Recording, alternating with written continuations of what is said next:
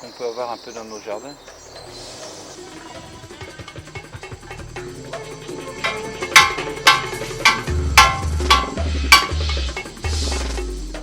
Rémi et Gabriel sont partis chercher des rats.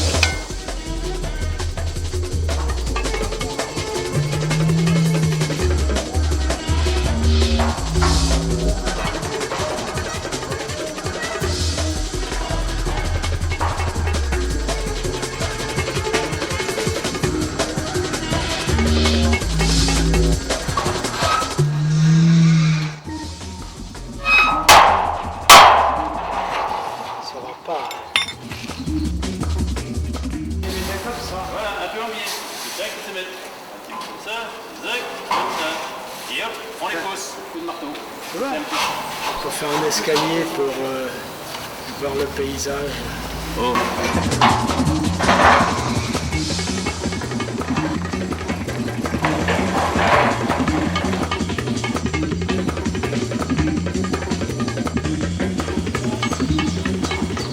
On n'en a pas pour longtemps maintenant qu'on s'est fait expliquer la méthode par les gens qui ont déjà monté ça.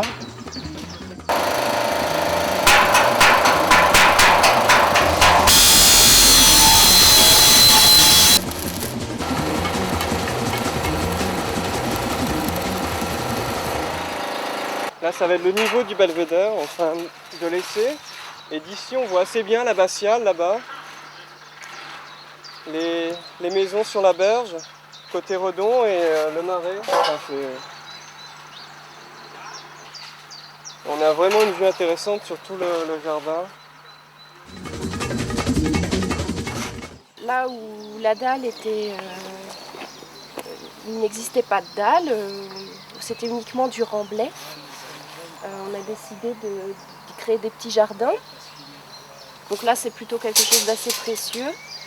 Tandis que le long de la clôture, je vais installer une plante qui s'étend vite et qui prend tout de suite du volume. Et là, je l'ai pris dans les remblais là-bas.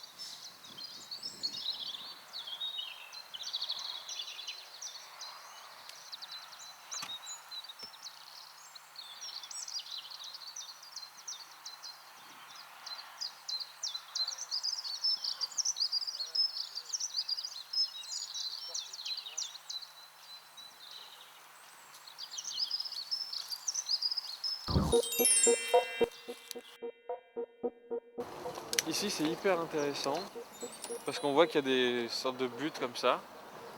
Et c'est des remblais en fait qui doivent sans doute venir d'un chantier qui avait eu lieu il y a à peu près 8 ans. Et donc voilà, dans les creux, la végétation, donc là où l'eau est restée, la végétation a poussé. Et on compte dégager sur les sommets, créer des accès, des chemins sur le sommet des talus et de faire de l'ensemble un jardin. Il n'y a rien à rajouter, tout est là. À la main, sans produits chimiques et sans moteur à explosion, on peut faire de beaux jardins en s'alliant de la nature. C'est un livre ouvert et il faut savoir le lire, le décrypter. Et puis nous, les jardiniers, on est des chefs d'orchestre. On va freiner quelques envahissantes ou mettre en valeur quelques timides, mais on va se mettre à dessiner sur la terre.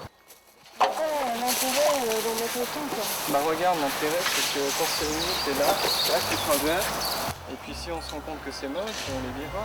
Ça parle aussi du patrimoine qui est ici, c'est-à-dire que finalement ces buttes elles ont été créées par l'homme. À côté il y a un site industriel vachement important dont on trouve les traces aussi ici, quoi.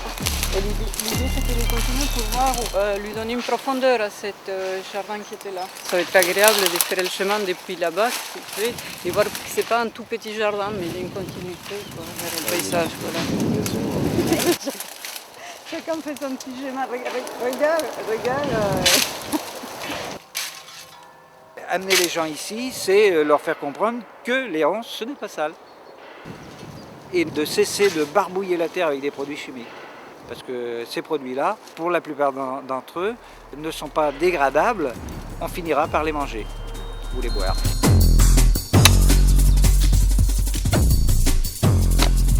Il y a urgence à leur apprendre à jardiner autrement.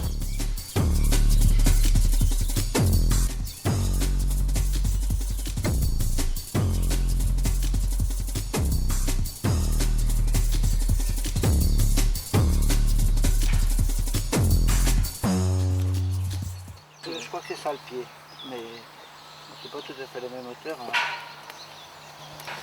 Ici, on s'est dit qu'on allait couper à une hauteur un peu arbitraire, mais qui peut ressembler à une hauteur de tétard de saule tétard. Et on a tressé pour voir comment ça allait se développer. Et puis voilà, on peut faire d'autres essais. La ligne d'après, dans le creux d'après, on peut tout recéper et voir comment ça va se développer.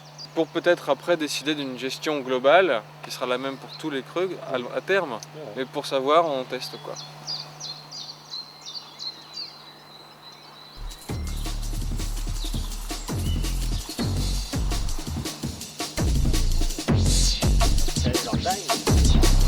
Qui cause beaucoup de cette relation entre on est attiré par la nature, mais en même temps on en a très peur. Donc cette nature, il faut surtout l'encadrer.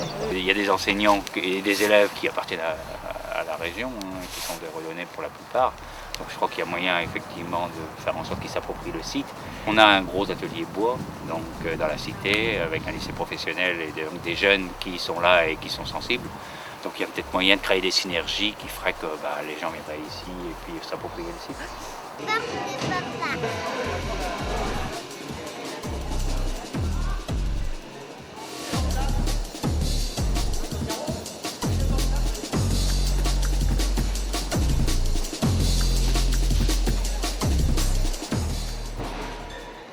On sent que la machine est en route, du moins on l'espère. Ce qu'on espère surtout, c'est que le relais soit passé. On apprend assez facilement un projet. Pendant 15 jours, on a travaillé avec des personnes qui viennent de tous les horizons. On est tous les quatre d'horizons complètement différents. On a encore plein d'idées pour des essais à venir et on aurait pu continuer.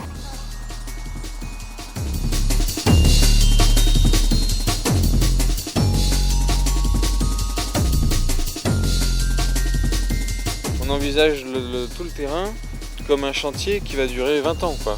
Peut-être plus, 30 ans, qui doit être un chantier presque à vie, parce qu'il est censé évoluer. Et donc c'est vrai qu'il va se poser la question de qu'est-ce qu'on ouvre au public et quand.